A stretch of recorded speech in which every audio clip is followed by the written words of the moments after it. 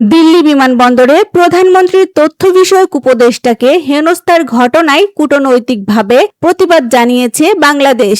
এ ঘটনাকে কেন্দ্র করে ঢাকায় ভারতের হাইকমিশনারকে তলব করে তীব্র অসন্তোষ প্রকাশ করেছে পররাষ্ট্র মন্ত্রণালয়। সরকারের পক্ষ থেকে জানানো হয়েছে, একজন উচ্চ পর্যায়ের কর্মকর্তার সঙ্গে এমন আচরণ দুই দেশের পারস্পরিক সম্পর্ক ও কূটনৈতিক শিষ্টাচারের সঙ্গে সামঞ্জস্যপূর্ণ নয়।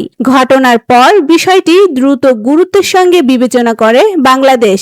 এরপর আনুষ্ঠানিকভাবে ভারতের হাইকমিশনারকে ডেকে সরকারের অবস্থান তুলে ধরা হয়।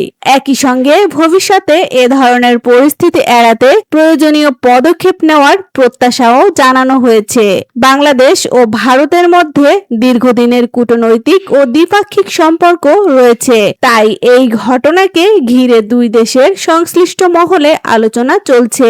এ বিষয়ে এখন পর্যন্ত ভারতের পক্ষ থেকে আনুষ্ঠানিক কোনো বিস্তারিত প্রতিক্রিয়া প্রকাশ করা হয়নি। পরিস্থিতির ওপর নজর রাখছে সংশ্লিষ্ট কর্তৃপক্ষ।